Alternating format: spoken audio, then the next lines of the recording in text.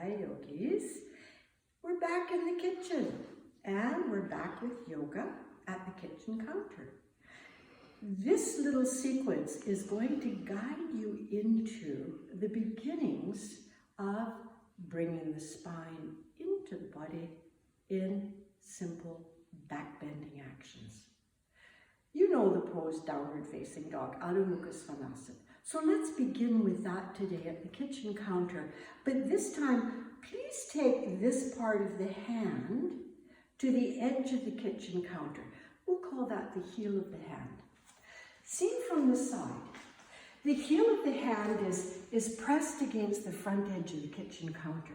The arms are firm, the inner elbow creases are facing each other, and we step back to Adho Mukha Svanasana. The feet are separated hip-width distance. I'm pushing with the heel of the hand to stretch the side body back and away from the kitchen counter. Then the abdomen is gently gathered into the body, and the front thighs are pressed back, and the side body lengthens away through the sides of the armpit, through the sides of the waist, through the outer hips. We go back. As you work with down dog in this way, roll the upper arms away from the sides of the neck. Roll the shoulders away from the sides of the neck, but keep the heels of the hand firm. Keep inner elbow creases facing. Upper arms turn away. They turn out, lengthening away. Then look forward, and coming forward, come up. Downward facing dog is a spinal extension. We use the arms and the legs to free and lengthen the spine and the rib cage. Upward facing dog invites the spine to come into the body. What does that feel like?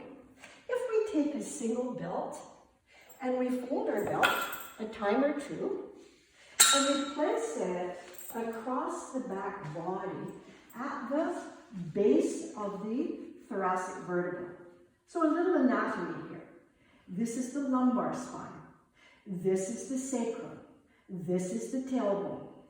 This belt is above all of that on the floating ribs, the low back ribs. Viewed from the side, when I hold the belt forward, as you see with my hands, I'm drawing this belt into the body, and now I'm lifting the back ribs up, away from the belt.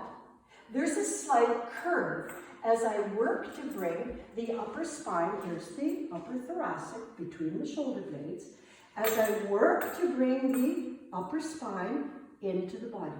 It's this action at the same time, and here's the challenge. At the same time as the thoracic comes in and I lift off of it, the top of the buttock has to scrub downward. That means we have to release the musculature of the buttock in order to lengthen it downward. So there's this area moving down, mid-buttock moving in, thoracic coming in, upper thoracic coming in, and coiling back. All those actions are required. When I take the heel of the hand to the front of the kitchen counter and step back just a little, I separate the feet. Looking forward, I lift the heels. Already the top of the buttock is moving down, the tailbone is sweeping under, and as I bend the elbows right into the sides of the body, I start lifting the spine away from the buttock, lengthening the buttock away from the spine, and looking a little bit up. Now keep the heels working down toward the floor. Press the heels down, lengthen the buttock down, lift the upper spine in, and then release. Now we're going to bring this a little more dynamically by moving into upward facing dog, moving into downward facing dog in a dynamic, rhythmic action. Have a look. Here we are Downward facing dog. I'm pushing with the arms. I'm firming the legs to press the thighs back, to lengthen the sides of the ribcage. Ready for up dog, lift the head, lift the heels, bend the elbows a little. You see how they come to the sides? Bend the elbows a little so that you can move the chest toward the kitchen counter and then firm the elbows and lift the chest and lengthen the buttock down, tailbone into the body, and then push back. Downward facing dog, lengthening the side body, tucking the deep abdomen in, lengthening the spine, top buttock away from you. Then lift the head, lift the heels. See how the elbows bend? It's to get the chest to move through. So again, I move the chest through toward the counter, firm the elbows, push the counter, look up. And then push the counter and come back to Adho Mukha Svanasana. This little sequence of moving from down dog to up dog brings the spine from lengthening to moving into the body to lift the chest. It's very important that this action, top of the buttock scrubbing down, low thoracic lifting up and in, and most importantly, upper thoracic deep into the body. Those actions come with practice. And so you might find that you're spending more time in the kitchen these days and exploring your downward facing dog, upward facing dog. That's a good thing. One more to consider. When I kneel in front of the kitchen counter, facing the kitchen counter, let's say, with my feet coming straight back, if I had tender knees, I'd put a blanket down. But I don't. So I'm just going to kneel in front of the kitchen cupboards and move the feet to come straight back rather than feet coming this way. I look back and see, are they coming straight back? Yes, indeed they are. Now, I'm going to place my hands against the front of the cupboards and pull down with the hands to lift the chest.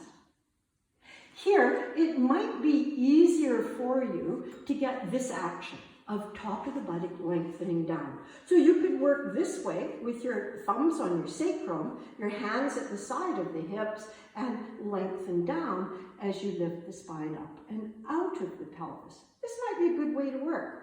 Bring your elbows toward each other so you get the lift of the side body. You might find that you can hold on to the edges of the kitchen counter and pull the spine up and coil the spine up and away from the kitchen counter. In Ustrasana, the pose of the camel.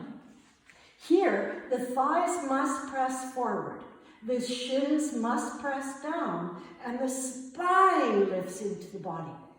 When you're ready to come out, sit back on your heels and just take a moment, breathe, relax, and then repeat. Come on to the shins, press the shins down so there are no little gaps between the shin and the floor. Press the ankles down, press the feet down. Catch your fingers at the corners or at the edges of the kitchen counter. And two things. Top of the buttock is moving down, mid buttock is moving into the body. The upper spine, because I'm catching my fingers on the counter, upper spine can lift out of the pelvis and coil away. Look up and lift the chest. The top shelf of the chest lifts up. The head, if it feels heavy, you can rest the head in the muscles of the neck. But if you're strengthening the neck, this part of the skull reaches away from the base of the neck, and the neck is strengthened as we look up. To come out of the posture, ease the hips back and sit on the heels. Now, usually after back bends, we do twists. Here's a simple one. I'm going to start with my back toward the Tressler and step the feet apart And turn the left heel out, turn the right heel this way. Now I have to bring this side of the pelvis forward. Bring this side of the pelvis forward any amount by broadening this buttocks, by taking the outer hip forward, and similarly on this side, the outer hip moves back. My hands are on the kitchen counter. And I'm just lifting the spine on the inhales and turning on the exhales. Lifting as I press down and breathe in, and exhaling, I turn. To come out, I turn the head forward, bring the arms with me, and turn sides. Right heel goes away. Left leg is parallel to the counter. See what this outer hip has to do. It has to move forward. And so I broaden this buttocks away from the spine and move this outer hip forward so pelvis is facing forward. Then pubic bone is lifting. Top of the buttock is moving down. Hands are coming to the kitchen counter. And the effort here is press down with the hands, lift the spine. Exhale, turn. Exhale, turn. The rib cage has to come around. From the spine, it has to wrap broadly away. And then I look toward the left shoulder. To come out, look forward. Bring the arms with you, bring the legs with you, and step your feet together a little. When I say Uttanasana, leaning on the kitchen, it's your pelvis, your sit bones on the kitchen cupboards, maybe pressing back. And maybe you start with ever such a slight bend in the knees. And as you rest the pelvis back, you're lengthening the front body forward. My hands are on the kitchen counter. I'm stretching the chest forward, but the shoulders are going back to the counter, the shoulder blades.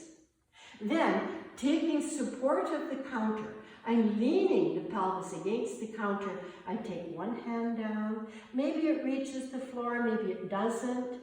Maybe my hand reaches onto the thighs, but I continue to stretch the chest forward and then catch the elbows and lengthen down. Catch the elbows and lengthen downward, downward, downward toward the floor with each out breath, going a little deeper into your Uttanasana.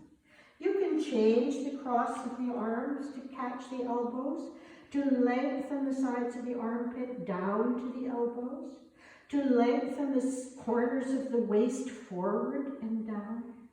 And when the time comes to come out, take your hands back to the counter.